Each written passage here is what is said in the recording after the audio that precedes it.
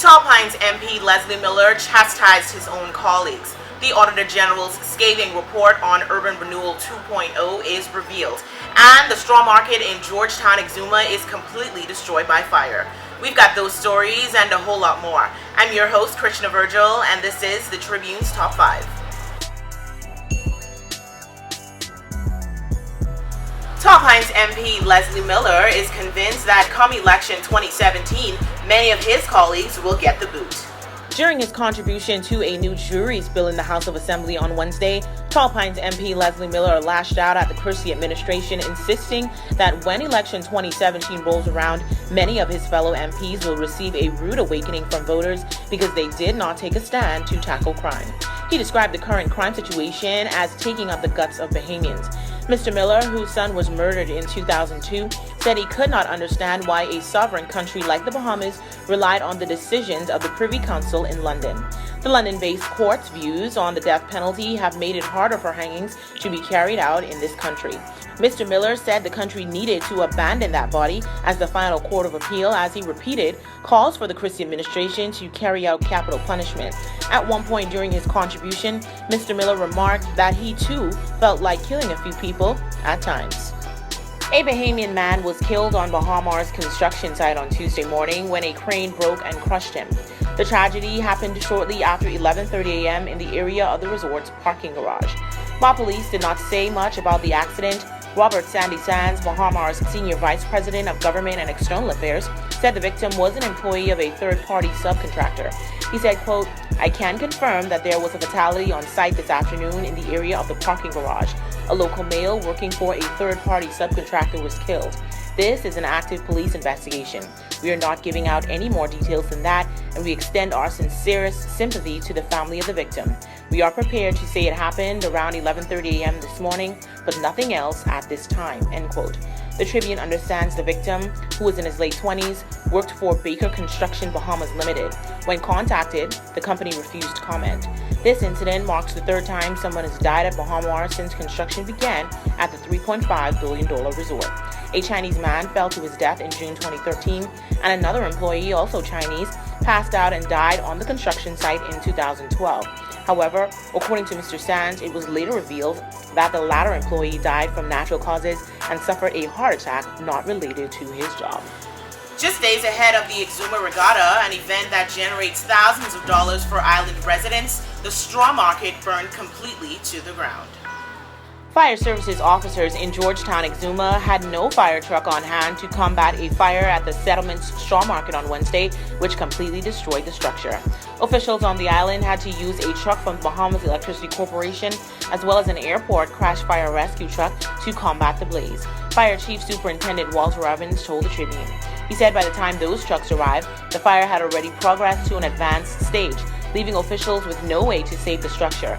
Instead, they worked to prevent the fire from spreading.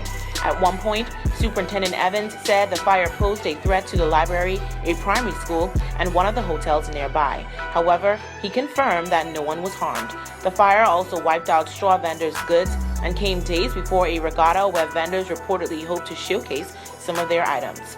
Prime Minister Perry Christie on Thursday night pledged to help the vendors. He said the government would be taking the necessary steps to assist them in resuming their business operations as soon as is practicably possible. Police were able to completely put out the fire, which started Wednesday night in roughly 3 hours. The Tribune has confirmed that the fire was the result of an electrical malfunction. Bahamas CEO Sarkis Ismailian criticized the Christie administration on Wednesday for its unfulfilled promises and suggested that the government seek outside help on crime prevention and education for the country to succeed. Addressing a Chamber of Commerce summit at Bahamas Melia Resort, Mr. Ismailian said he is concerned about a number of promises important to the future of the Bahamas. He said those promises have not come to fruition.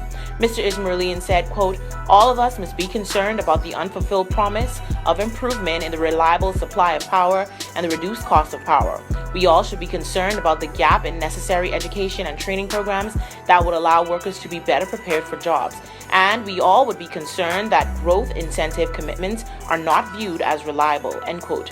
Reduced electricity costs and a pledge to double the investment in education and training were among the pre-election campaign promises of the Progressive Liberal Party. The government has also promised to reform the Bahamas Electricity Corporation as the utility provider struggles to provide steady power supply to New Providence. However, this process has dragged on considerably with no final announcement from the Prime Minister, despite an initial pledge to have contracts signed by the end of 2013. This came after Tall Pines MP Leslie Miller said that he was reliably informed that Bahama would not be open before June.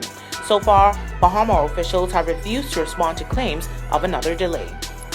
Urban Renewal 2.0 was at the heart of controversy this week after a leaked Auditor General's report shed light on the program's operations. The Christie administration's highly touted Urban Renewal 2.0 plan has been found to have weak and insufficient internal controls that can lead to an abuse of government funds. This is contained in Auditor General Terence Bastian's report into Urban Renewal's accounting procedures and internal controls, which included a secondary report into the initiative's Small Homes Repair Program. The report exposed a litany of deficiencies.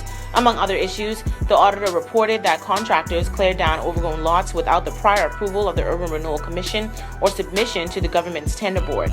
According to the report, contractors were paid more than $400,000 from September 2013 to October 2014 to clear overgrown lots. The report notes that this is an extreme risk, warranting immediate attention and implementation of a response procedure.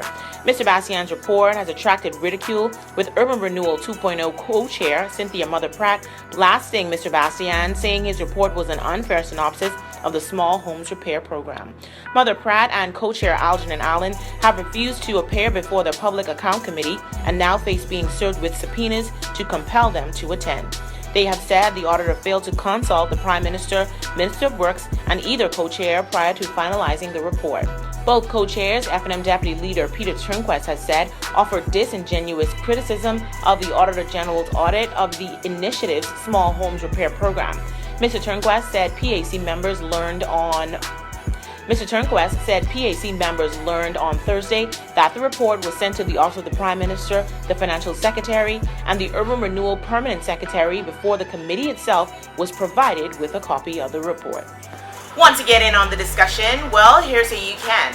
Just log on to our website at www.tribune242.com. Like us on Facebook, the Tribune News Network. Send us a tweet at Tribune242 or subscribe to our YouTube page, Tribune242. And before we go, we'd like to say congratulations to those two Bahamians who planted the Bahamian flag on the North Pole.